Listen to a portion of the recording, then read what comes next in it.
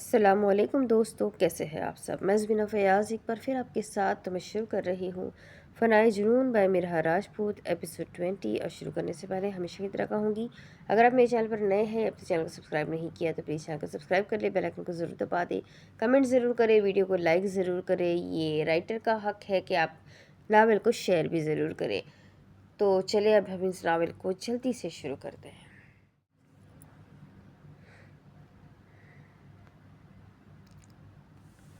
شام کے قریب زاویہ نے اسے بتا کر کیا تھا کہ باہر جا رہا ہے، جس وجہ سے مشائم موقع کا فائدہ اٹھاتی اجرت پن میں بیٹھ سے اٹھتی، اپنے ایک بازو کو بنا حرکت دیے بغیر صوفے پر پڑی زاویان کی شال اٹھا کر خود پر اچھے سے اوڑھتی، جلدی سے کمرے سے باہر نکلتی شاسنی بیگم کے کمرے کی جانب بڑھ گئی۔ اس نے ہال میں ہی کھڑے خان بابا کو آواز دی تاکہ وہ دروازے کے باہر کھڑے رہے اور اگر کوئی آ بھی جائے تو وہ فوراً سے اسے بتا دے۔ خان بابا حویلی کا وہ ملازم تھا جو مشائم کے ہر پلان میں برابر کا ملوث تھا، ایک اسی کی وجہ سے ہی تو مشائم آج زرلین شاہ سے مشائم خان بنی تھی۔ کمرے میں آتے ہی اس نے الماری کی جانب بڑھتے اس کی تلاشی لینی شروع کر دی اور وہ نہیں چاہتی تھی کہ وہ رپورٹ ابھی اتنی جلدی وہ دیکھ لے، ابھی تو اس نے انہیں بہت سی الجھنوں میں الجھانا تھا۔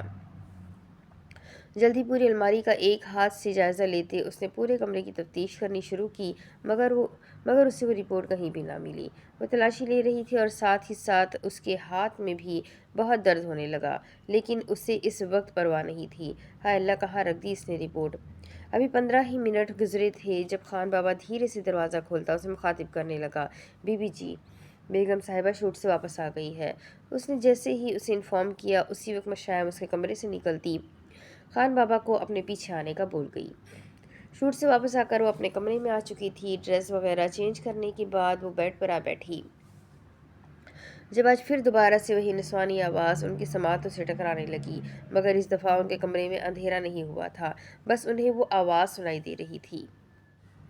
انہوں نے ارد گرد نظریں گھمائیں مگر وہ پہچان نہ سکی کہ وہ آواز کہاں سے آ رہی ہے، لیکن جلد ہی پھر سے سناٹا ہوا۔ ان کے دل میں خوف سا بیٹھا، ان کی سمجھ سے ہی باہر تھا کہ یہ سب ہو کیا رہا ہے، جبکہ وہ اتنا تو جان چکی تھی کہ زرلین شاہ زندہ ہے اور ان کے آس پاس ہی ہے، مگر وہ کتنی آس پاس ہے وہ اس بات سے انجان تھی۔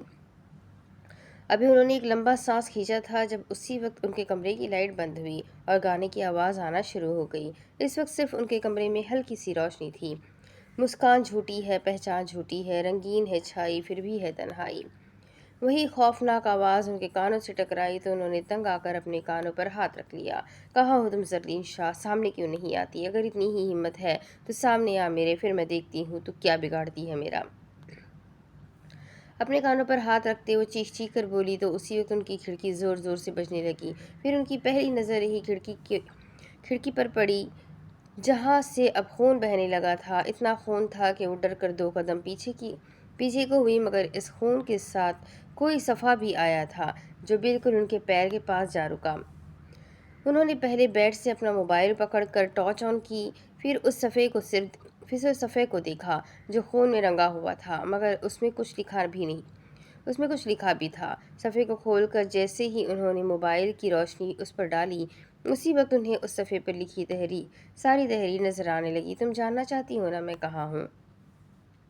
شاسمین بیگم دھیمے لہجے میں پڑھنے لگی، ان کے لب سکڑے۔ انہوں نے ارد گرد نظریں گھماتے دوبارہ سے نگاہیں صفحے پر ڈالی، پھر انہیں ایسا لگا جیسے ان کے آس پاس کوئی ہے جو ان پر نظر رکھے ہوئے ہے۔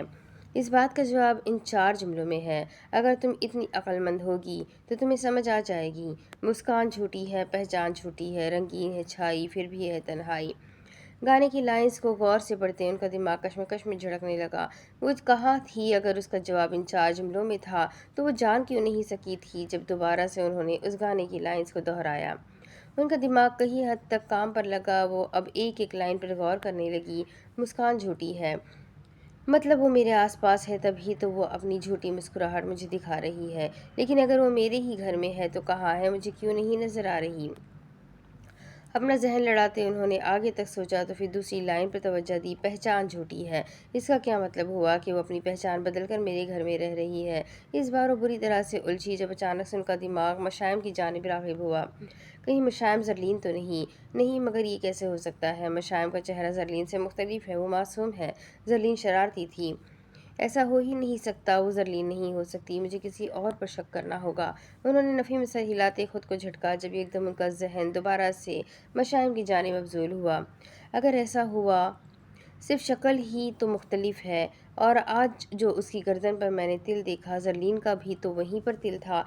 پھر اس دن اس کا بالاج کو لالا بولنا، اور اس نے جان بوجھ کر تھوڑی نہ اس دن مجھے زاویان کے سامنے برا بنایا تھا۔ پھر یہ سب کیا تھا؟ اتنا سب سوچ کر ان کے سر میں درسی ہونے لگی۔ انہوں نے اپنی نظریں گھمائی اور ایک نظر فرش پر ڈالی جہاں اب خون کا نام و نشان نہیں تھا، جسے دیکھ کر وہ اچانک سے گھبرائی، پھر جلدی سے اپنے کمرے کے سوئچ بورڈ کے پاس آتی لائٹ چلا گئی۔ ایسا بھی تو ہو سکتا ہے کہ زرلین نے مشائم کو یہاں پر بھیجا ہو، کیا پتہ وہ مشائم کے ذریعے یہ سب کروا رہی ہو۔ ہونے کو تو کچھ بھی ہو سکتا ہے، مجھے پتہ لگوانا ہوگا، ورنہ اس کے پاس میرا ویڈیو ہے، وہ کسی بھی وقت زاویان کو دکھا سکتی ہے، وہ اب کچھ بھی کر سکتی ہے۔ مجھے مشائم کی چچی سے مل کر اس کے بارے میں جاننا ہوگا۔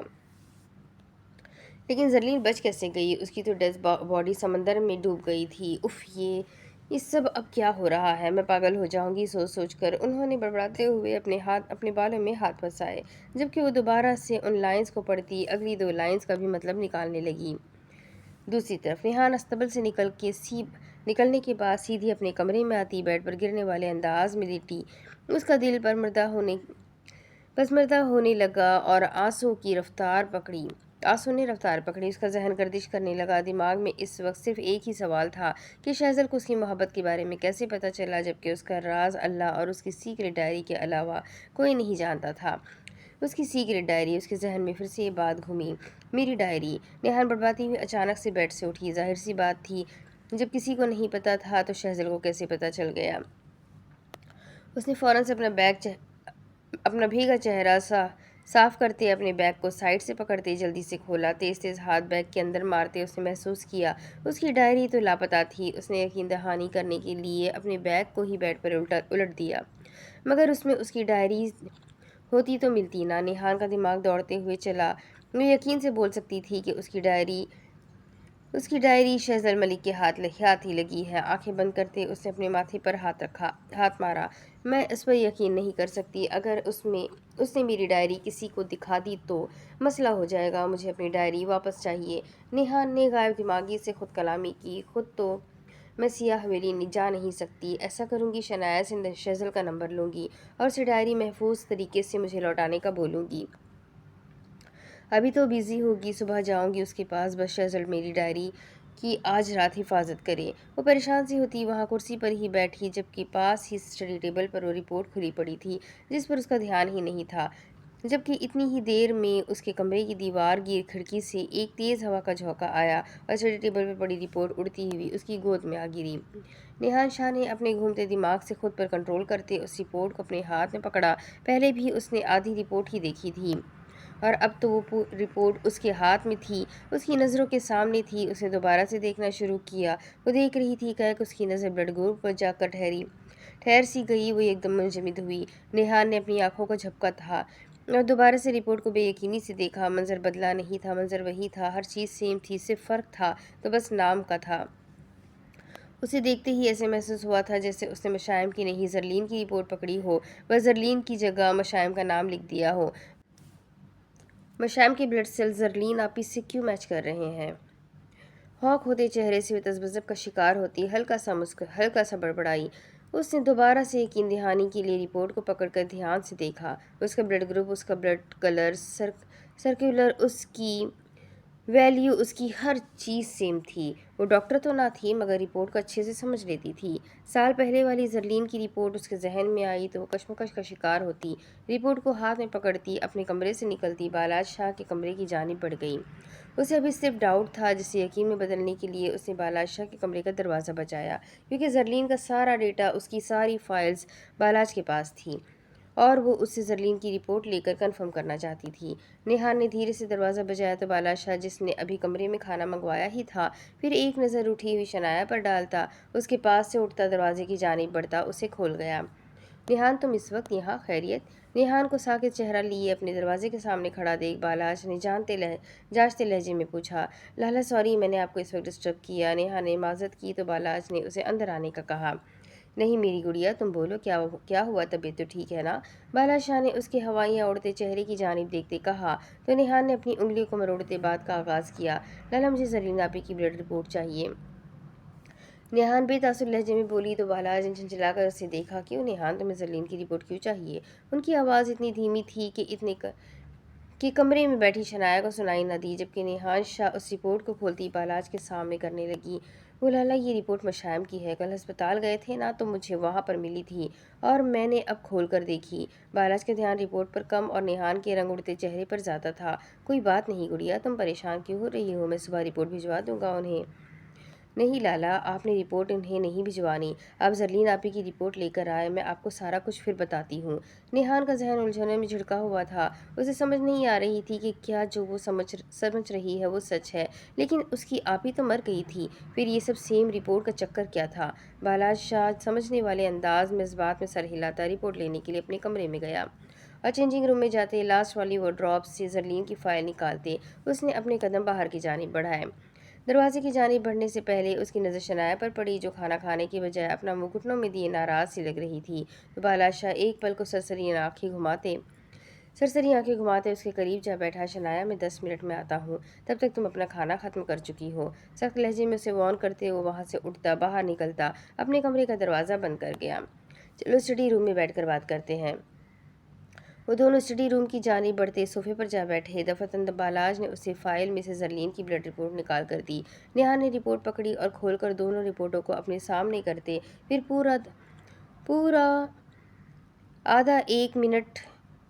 پورا ایک منٹ اسے گھورتی نظروں سے دیکھا۔ دونوں رپورٹوں کو ایک ساتھ دیکھ کر اس کی آنکھیں کھلی کی کھلی رہ گئی، چہرہ حیرت زدہ اور آنکھیں پھیلی۔ جب بالاج نے اس کے تاثرات دیکھ کر اسے مخاطب کیا، نیہان کیا ہوا؟ بالاج کو بھی تفتیش نے آ گھیرا تو نیہان اپنے سکتے سے باہر نکلتی اس کی جانب متوجہ ہوئی۔ لالا، مشائم کی اور زرلین آپی کی بلڈ رپورٹ سیم ہے۔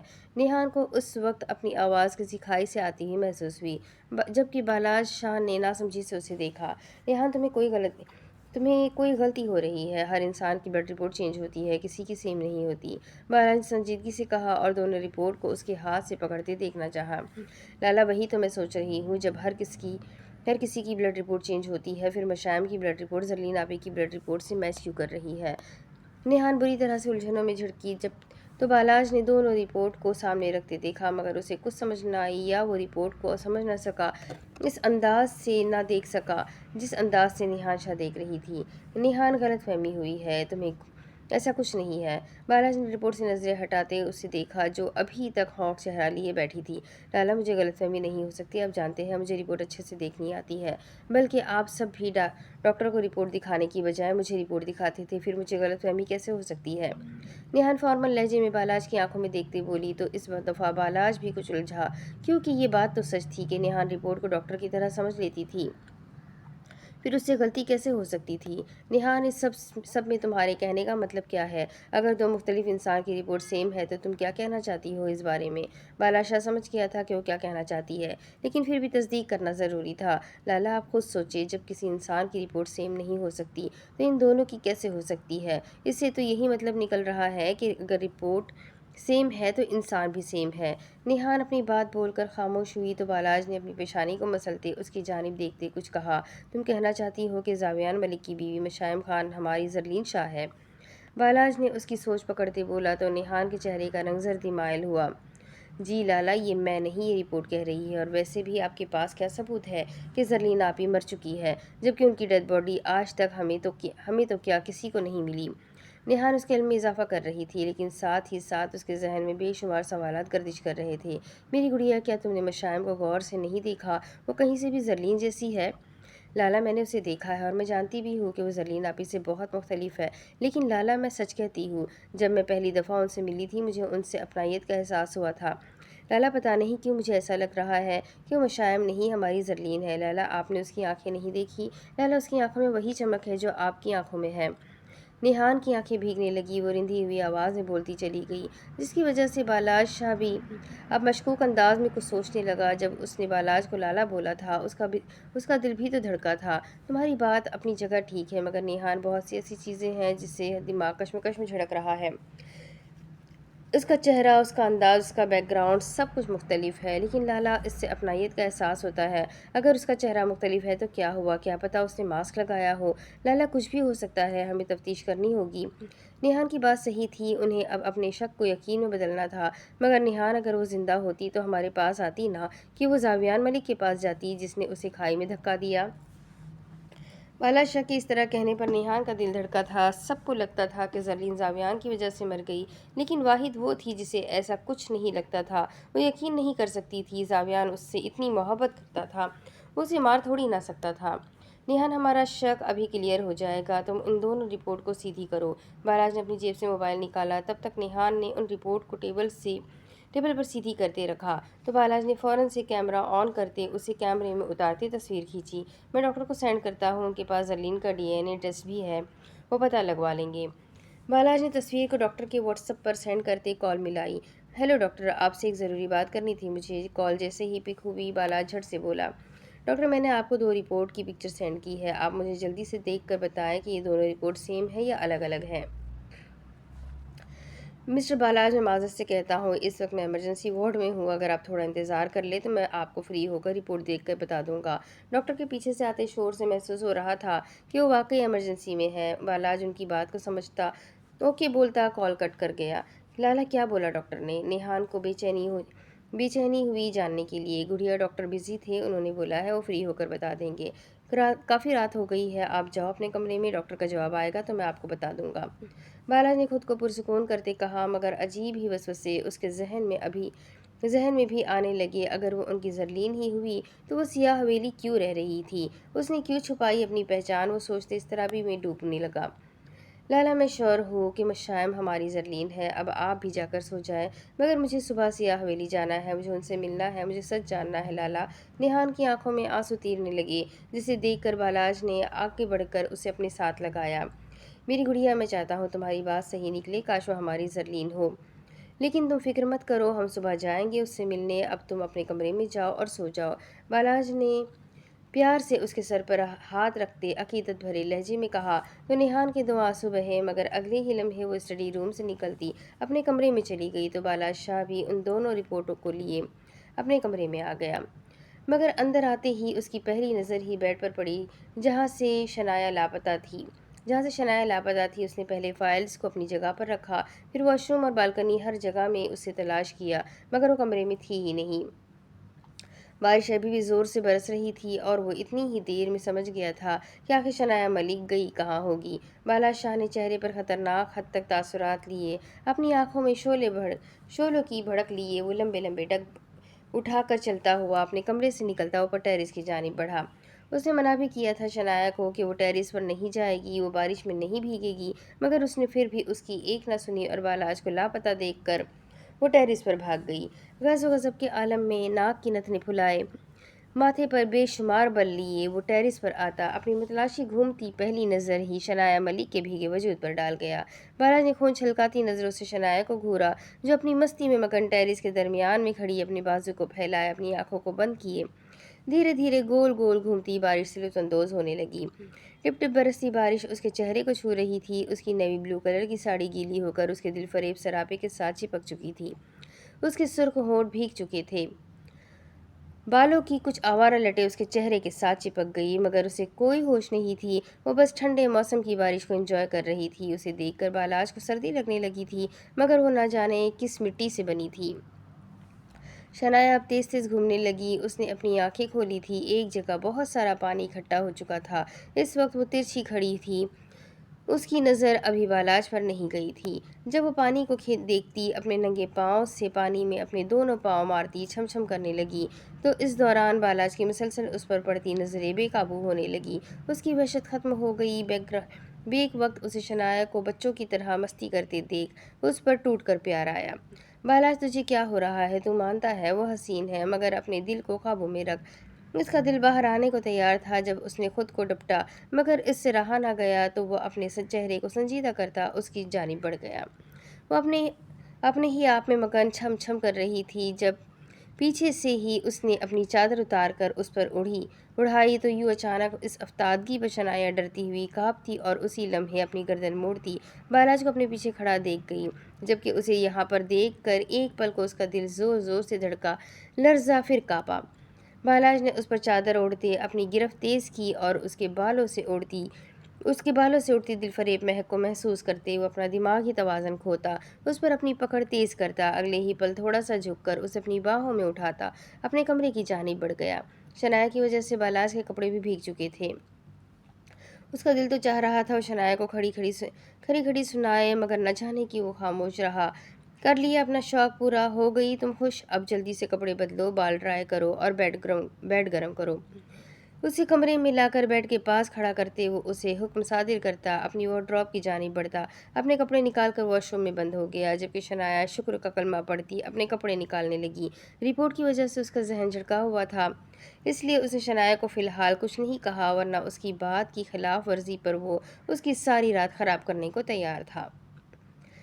صبح فجر کی اذان کے وقت زاویان ملک اپنے کمرے میں آیا۔ مشائم سو چکی تھی، اس لیے وہ کسی کام سے چلا گیا تھا اور اب واپس آیا۔ وہ کمرے میں داخل ہوا، اس کی نظر مشائم سے ٹکرائی جو بیڈ کے درمیان میں دروازے کی جانب رخ کیے سوئی، اپنا پٹی والا ہاتھ سرانے پر رکھے ہوئے تھی۔ وہ گہری نیند کھوئی ہوئی تھی، مگر زاویان کی اس پر پڑتی نظر ٹھہر سی گئی۔ وہ ابھی تک زاویان کی شرٹ میں ملبوس تھی۔ وہ چلتا ہوا اس کے قریب آیا اور بیڈ پر ایک سائیڈ بیٹھ گیا۔ وہ اپنے حواسوں سے بیگانہ تھی تو زاویان نے اس کا گلا ٹھیک کرنے کا سوچا۔ ان کے کمرے میں تو کوئی نہیں آتا تھا، مگر پھر بھی زاویان نے اپنی نظر چراتے اپنا ہاتھ آگے بڑھایا، مگر پھر کچھ سوچتے اس نے اپنا ہاتھ پیچھے کھینچ لیا۔ میں کیوں کر رہا ہوں، یہ رہنے دیتا ہوں، خود ہی اٹھ کر ٹھیک کر لے گی۔ وہ الجھا اور اپنی انگلیاں چٹکنے لگا۔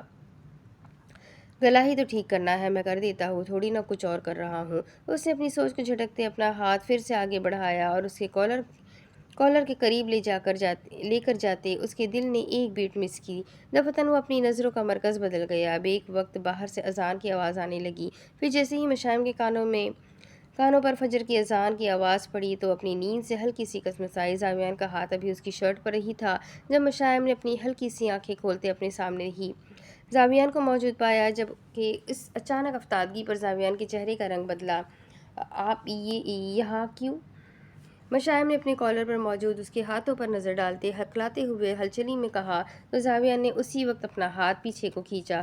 وہ تمہارا گلا، میرا مطلب میری شرٹ کا گلا ڈیپ ہے، تو میں بس شرٹ کو ٹھیک کر رہا تھا۔ زاویان کو کچھ سمجھ نہ آئی کہ وہ کس طرح بولے تو مشائم اس کی بات کو سمجھتی اٹھ کر بیٹھنے لگی۔ زاویان نے اسے شانے سے پکڑ کر فوراً سے سہارا دیتے اس کی بیڈ کے ساتھ ٹیک لگوائی۔ آپ اب آئے ہیں؟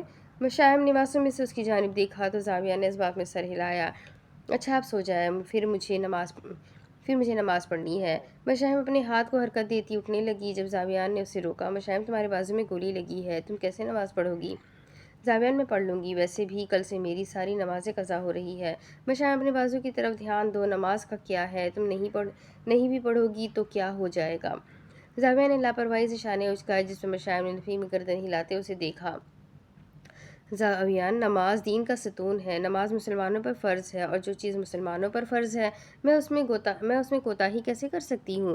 میرے لیے نماز بہت ضروری ہے، میں نماز اللہ کی رضا کے لیے پڑھتی ہوں، میں اللہ کو ناراض نہیں کرنا چاہتی، اور میرے بازو میں اب درد نہیں ہے، اور مجھے یقین ہے میں نماز پڑھوں گی تو میرا تھوڑا بہت درد بھی جلد ٹھیک ہو جائے گا۔ کیا نماز اتنی ضروری ہے؟ اس کی بات سنتے زاویان نے غائب دماغی میں سوال کیا۔ جی، جتنا زندہ رہنے کے لیے سانس ضروری ہے اتنی ہی دین والوں کے لیے نماز ضروری ہے۔ آپ ایک کام کر دیں، مجھے میری پورے بازو والی قمیض لا دیں، میں اس سلیو لیس شرٹ میں نماز ادا نہیں کر سکتی۔ لیکن مشائم، ڈاکٹر نے بولا ہے تم بازو موو نہیں کرو گی تو کیسے نماز ادا کرو گی؟ آپ فکر مت کریں، اللہ نے مریضوں کے لیے بھی نماز میں بہت آسانی رکھی ہے، میرا ایک ہاتھ سلامت ہے، میں اس سے پڑھ لوں گی، آپ بس مجھے قمیض پکڑا دیں۔ مشائم کے بولتے ہی زاویان نے کبٹ کو کھولتے اس کی قمیض نکالتے اس کی جانب بڑھائی۔ کیسے پہنو گی؟ آپ پہنا دیں۔ مشائم نے دوپٹہ اتارتی نارمل لہجے میں بولی تو زاویان نے غور سے اسے دیکھا۔ کیا وہ اتنا اس پر یقین کرنے لگی تھی؟ سیریسلی میں پہناؤں؟ اسے یقین نہ ہوا۔ جی، شرٹ کے اوپر سے ہی پہنا دے تاکہ بعد میں بینڈیج کرنے میں بھی آسانی ہو جائے۔ مشائم نے اس کی جانب دیکھا تو زاویان ہلکا سا مسکرایا اور اگلے ہی لمحے اسے احتیاط سے قمیض پہنا گیا۔ चलो आओ वॉश रूम तक छोड़ आऊँ। जावियान ने खड़े होते हाथ आगे बढ़ाया तो मशायम उसका हाथ पकड़कर खड़ी होती वॉशरूम की जानिब बढ़ गई। लॉक मत लगाना और अगर मेरी ज़रूरत पड़ी तो आवाज़ दे देना, मैं बाहर ही खड़ा हूँ। अस्बात में सर हिलाते उसने दरवाज़ा बंद किया, जबकि तकरीबन 2 मिनट में वज़ू करके बाहर भी आ गई और एक हाथ से अपने दुपट्टे को खुद पर लेती वो उड़ने लगी, लेकिन उससे लिया ना गया। जिसे देख जावियान उसकी जानिब बढ़ता उसका दुपट्टा पकड़कर उस पर उड़ाने लगा। मैं कर दूँ हिजाब? मशायम ने गर्दन हिलाई तो जावियान ने उसका हिजाब किया और जयनमाज़ डाल कर दिया तो वो सोफे पर बैठती जल्द ही नमाज अदा करने लगी। इस दौरान जावियान बेड पर बैठता मुसलसल से नमाज पढ़ते देखने लगा। वो इतनी प्यारी लग रही थी उस हिजाब में और नमाज पढ़ते हुए कि जावियान को अपना दिल उस पर हारता हुआ महसूस हुआ। पूरी रात सड़क पर गाड़ी दौड़ाने के बाद वो तकरीबन सुबह 9 बजे के करीब घर आया। अपने कमरे में जाने के बजाय उसने अपना रुख जावियान के कमरे की जानिब कर लिया। इस वक्त उसे किसी ऐसे की ज़रूरत थी जो उसकी बात को सुनता, समझता, उसके दर्द को कम करता। इसलिए वो मशायम के पास आ गया। भाभी, मैं अंदर आ जाऊं? जावियान कमरे में नहीं था तो शहजल मलिक उससे इजाज़त तलब करने ही लगा। हाँ शहजल, आओ ना। मशायम बेड पर सीधी होकर बैठी तो शहजल बच्चों की तरह उसके पास जा बैठा। आपकी तबीयत कैसी है अब? पूरी रात जागने की वजह से अपनी सुर्ख होती आंखों को झुकाता वो बैठी हुई आवाज़ में बोला। मैं ठीक हूँ शहजल, मगर तुम्हें क्या हुआ है? इतने परेशान क्यों दिखाई दे रहे हो? मशायम ने नोट किया वो काफ़ी उलझा हुआ बेबस दिखाई दे रहा था। भाभी, मुझे मोहब्बत हो गई है। बिना यहाँ वहाँ बात घुमाए बगैर उसने सीधी अपने दिल की बात की तो मशायम ने उस शरारती से शहजल को देखा। ओह, तो इसलिए परेशान हो? वैसे किससे हुई है इस शरारती लड़के को मोहब्बत? मशायम ने तशवीश से पूछा, मगर शहजल की मोहब्बत या उसके जवाब की उससे उम्मीद नहीं थी। भाभी, वो नेहान शाह बालाज भाई की बहन से मोहब्बत हो गई है। शहज़ल सादा लहजे में बोला, जबकि मशायम का चेहरा अचानक से रंग छोड़ने लगा। उसकी आंखें कई हद तक फैली। वो नहीं जानती थी कि शहज़ल को नेहान से मोहब्बत हो जाएगी। क्या, नेहान शाह से? मशायम सकते में डूबते हुए बोली। वो समझ चुकी थी कि शहज़ल ने गलत जगह दिल लगा लिया। जी भाभी, मुझे नेहान शाह से मोहब्बत हो गई है। मैं नहीं जानता मोहब्बत क्या होती है, लेकिन नेहान के लिए मेरे दिल में खालिस जज्बात है भाभी। मुझे अब ऐसा लगने लगा है कि अगर वो मुझे ना मिली तो मैं जी नहीं सकूंगा। शहजल मलिक इस वक्त बेबसी की इंतहा पर था। उसकी आंखों के किनारे भीग चुके थे। वो अपनी हथेलियां मसल रहा था जब मशायम ने उसकी कैफियत को समझते उसके शाने पर हाथ रखा। मैं समझ सकती हूँ शहज़ल, मगर किसी के बिछड़ने से या किसी के जाने से कोई मर नहीं जाता। मशाइम के लहजे में कुछ तो था जो शहज़ल ने उसे नज़रें उठाकर देखा था। फिर ये मेरी कैफियत, मुझे ऐसा क्यों महसूस हो रहा है? शहज़ल ने भीगी आंखें उसकी ब्राउन आंखों में गाड़ी तो मशाइम खुद को कंपोज करती हल्का सा मुस्कुराई। क्योंकि शहज़ल, आप उससे मोहब्बत करने लगे हैं और मोहब्बत के एहसासात, उसके जज्बात सिर्फ तब बेहतर होते हैं जब महबूब सामने हो। वो अब आपके पास नहीं है, आपके साथ नहीं है, इसलिए आपको ऐसा महसूस हो रहा है। मशाइम ने नम लहजे में प्यार से समझाया, लेकिन भाभी, मैं उसे कैसे हासिल करूंगा? शहज़ल का सवाल बचकाना था। शहज़ल, आप उससे बात करें, उसे अपने खालिस जज्बात के बारे में आगाह करें। वो समझदार है, आपकी बात को समझ जाएगी। मशाइम फ़कत इतना ही बोली जब शहज़ल मलिक उसकी बात को टोकता हुआ बोल पड़ा। भाभी, उसने मुझे रिजेक्ट कर दिया। भाभी, मैंने उसे अपने दिल का हाल सुनाया, लेकिन उसने फिर भी मुझे रिजेक्ट कर दिया। रिंधी हुई आवाज़ में बोलते उसने अपनी आंखों में आई नमी को परे धकेला, मगर उसकी बात सुनते मशायम का दिल कट कर रह गया। भाभी, उसने मुझे क्यों रिजेक्ट किया? क्या वो चाहती तो हाँ भी कर सकती थी। शहज़ल ने भीगती कर्व भरी नज़रों से मशायम की जानिब देखा तो उसी लम्हे उसकी आंखों को खतरनाक हद तक सुर्ख होते देख, वो उसमें समंदर की तरह पानी को तीरते देख उसका दिल लर्जा। शहज़ल, आप उससे कितनी मोहब्बत करते हैं? मशायम ने पुरसोच नज़रों से उसे देखते पूछा तो शहज़ल 2 पल के लिए बिल्कुल साकित हुआ। फिर एक लंबा सांस लेते उसने बोलना शुरू किया। भाभी, मैं अपनी मोहब्बत को लफ्ज़ों में बयान नहीं कर सकता, मगर इतना ज़रूर बता सकता हूँ कि उसके लिए मैं कुछ भी करने को तैयार हूँ। मुझे आज से पहले कभी किसी लड़की के लिए ऐसा महसूस नहीं हुआ जैसा नेहान के लिए हो रहा है। मुझे वो हर हाल में चाहिए भाभी, वो मेरी ज़िंदगी का सुकून है। वो नहीं मिलेगी तो मैं सुकून से रह नहीं पाऊँगा। इसका एक एक लफ्ज़ दर्द से भरा पड़ा था। वो कितनी तकलीफ़, कितनी मोहब्बत करता है नेहान से, इस बात का अंदाज़ा मशायम उसकी आंखों से लगा सकती थी। और अगर वो ना मिली तो? मशायम का लहजा तशवीश से भरा था। मैं नहीं जानता फिर मेरा क्या बनेगा। जब से उसने मुझे रिजेक्ट किया है तब से मैं एक पल को सो नहीं सका। जैसे नींद मुझसे रूठ गई हो, जैसे उसके एक इनकार ने मुझसे मेरी सांसें छीन ली हो। प्लीज़ भाभी, मेरी मदद करें, मुझे बताएं मैं कैसे उसे हासिल करूं। मैं उसे पाने के लिए कुछ भी करूंगा, चाहे मुझे अपनी जान ही क्यों ना देनी पड़े। इस तरह भी से चोर लहजा, कुछ भी करोगे उसके लिए? सारी दुनिया جی ساری دنیا بھی فتح کرنی پڑی تو شہزل ملک نیہان شاہ کے لیے وہ بھی کر لے گا۔ وہ میری محبت سے میری ضد بن چکی ہے، اب اس کے بغیر شہزل ملک کو ایک پل کے لیے سکون نہیں ملے گا۔ وہ بالکل بچوں کی طرح تھا، جو چیز اسے پسند آتی تھی وہ اسے ہر حال میں حاصل کرتا تھا، لیکن اب بات اس کی محبت کی تھی۔ وہ اپنی محبت کو قسمت کے حوالے نہیں کر سکتا تھا۔ آپ پریشان مت ہو شہزل، اگر آپ کے لیے مجھے اس سے بات کرنی پڑی تو میں کروں گی۔ اب آپ جاؤ، فریش ہو اور ناشتہ کرو، اور سب سے پہلے اپنا موڈ ٹھیک کرو۔ شہزل ملک شرارتی موڈ میں اچھا لگتا ہے، اس سنجیدگی میں نہیں۔ مشائم ہلکا سا مسکراتے ہوئے بولی تو شہزل کے افسردگی بھرے چہرے پر مدھم سی مسکراہٹ آئی۔ پھر اگلے ہی پل وہ اپنا سر اس بات میں ہلاتا اس کے پاس سے اٹھتا دروازے کی جانب بڑھ گیا، اور اسی وقت زاویان ملک ہاتھ میں ناشتے کی ٹرے پکڑے اندر داخل ہوا۔ فریش ہو گئی تم؟ زاویان نے اندر آتے ٹرے کو بیڈ پر اس کے پاس رکھتے پوچھا تو مشائم نے دھیمی آواز میں بولا۔ اچھا تو پہلے ناشتہ کرو گی یا بینڈیج بدل دوں؟ نہیں، پہلے ناشتہ کر لیتی ہوں، بینڈیج بعد میں بدل لوں گی، مشائم نے لحاف خود سے دور کرتے کہا تو زاویان نے ٹرے کا رخ اس کی جانب کرتے بیڈ پر اس کے روبرو بیٹھتے ناشتہ شروع کیا اور چھوٹے چھوٹے نوالے بناتے اسے کھلایا۔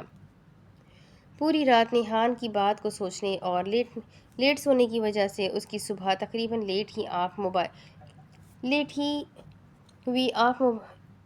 ہی ہوئی موبائل کی نوٹیفیکیشن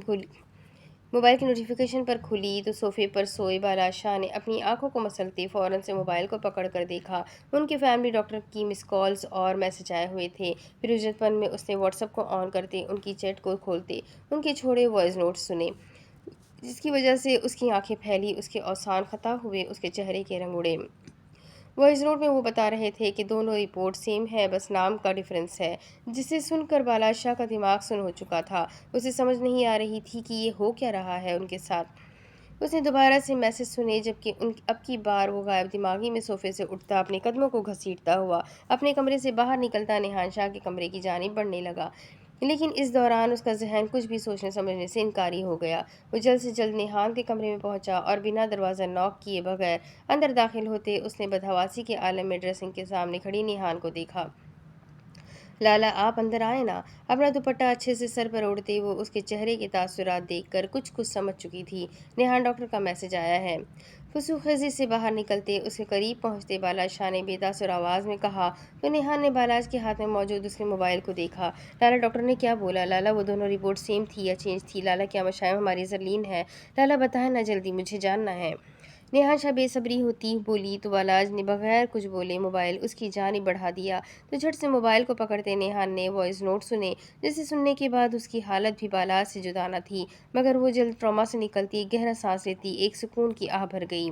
لالا میں نے آپ کو بولا تھا نا کہ رپورٹ سیم ہے، لالا وہ زرلین آپی ہے، لالا جسے دیکھنے کے لیے ہم سب کی آنکھیں ترستی تھی، جسے سننے کے لیے ہمارے کان بے چین تھے، جسے محسوس کرنے کے لیے ہماری روح تڑپتی تھی، لالا وہ زندہ ہے، وہ زندہ ہے لالا، ہماری زرلین مری نہیں ہے، وہ زندہ ہے۔ نیہان کی خوشی کی کوئی انتہا نہیں تھی جب اس نے بالاج کا بازو پکڑ کر ہلاتے اسے بھی ہوش دلائی، مگر نیہان میری زرلین ایسی نہیں ہے، اس کی شکل صورت مشائم سے مختلف ہے، اس کی آواز میں فرق ہے، اس کے تاثرات غیر شناسائی ہے۔ بہت سے سوالات تھے جو اس وقت بالاج شاہ کے ذہن میں گردش کرنے لگے۔ لالا جب ڈاکٹر نے بولا ہے کہ رپورٹ سیم ہے تو آپ کو ابھی بھی یقین نہیں آ رہی، اور رہی بات ان کی شکل، ان کی آواز اور ان کے تاثر کی، تو ہم ابھی ان سے ملنے جائیں گے تو سب کلیئر ہو جائے گا۔ میری گڑیا تم میری بات سمجھ نہیں رہی۔ لالا میں سب سمجھ رہی ہوں، آپ یقین کرے وہ ہماری زرلین آپی ہی ہے۔ نیہان 100% شور تھی، تبھی تو اس کے چہرے اور لہجے میں وہ چہچہاہٹ تھی۔ نیہان ہم شور نہیں ہے لالا، آپ کو یاد ہے بچپن میں جب آپ، میں اور زرلین آپی کچن میں کھیل رہے تھے تو کھیلتے کھیلتے زرلین آپی کی کلائی کٹ گئی تھی اور بہت خون بہا تھا، لیکن بچپن کا وہ گہرا نشان آپی کی کلائی میں آج تک موجود ہے۔ نیہان نے ماضی کا واقعہ اسے ذہن نشین کروایا۔ ہاں نیہان مجھے یاد ہے۔ تو لالا بس پھر یہی ثبوت کافی ہے ہمارے لیے، اگر ان کی کلائی میں وہ نشان ہوگا تو وہ ہماری زرلین ہی ہوگی، اور اگر نہیں ہوگا تو ہم صرف ان سے تفتیش کریں گے۔ نیہان کا دل کہہ رہا تھا وہ زرلین ہی ہے، پھر وہ غلط ثابت کیسے ہو سکتی ہے؟ بہرحال ہونے کو تو کچھ بھی ہو سکتا ہے نیہان، یہ اب ہمیں جا کر ہی پتہ چلے گا، ورنہ میرا دماغ تو اتنی الجھنوں میں جھڑکا ہے جسے اب وہی سلجھا سکتی ہے۔ بالاج نے اپنے بالوں میں انگلیاں پھنساتے ہوئے کہا تو ریحان نے اس کے بازو پر ہاتھ رکھا۔ لالا آپ پرسکون ہو جائے، پہلے ہم چلتے ہیں اور جو بھی بات ہوگی سب کلیئر ہو جائے گی۔ اس کا انداز دھیما پرسکون تھا۔ बालाज 2 पल के लिए आरामदा हुआ था, लेकिन फिर जल्द ही वो दोनों सफ़ेद हवेली से निकलते सियाह हवेली की जानिब बढ़ गए थे। अब आगे क्या होगा ये जानने के लिए मेरे साथ बने रहें। इसके आगे की स्टोरी मैं आपको अगली वीडियो में सुनाऊंगी कि आगे क्या होना बाकी है। क्या सचमुच में वो लोग अब ज़रलीन का सच सबके सामने ले आएंगे, या खामोशी से चुपके से उससे पूछेंगे। ज़रलीन का छुपा रहना अभी भी ज़रूरी है उसके बदले के लिए। तो अब आगे क्या होगा ये जानने के लिए मेरे साथ बने रहे। वीडियो को लाइक करें, चैनल को सब्सक्राइब करें, बेल आइकन को ज़रूर दबाएं। मिलते हैं अगली वीडियो में, तब तक के लिए अपना खूब सारा ख्याल रखें, मुझे भी दुआ में याद रखें। अल्लाह हाफ़िज़।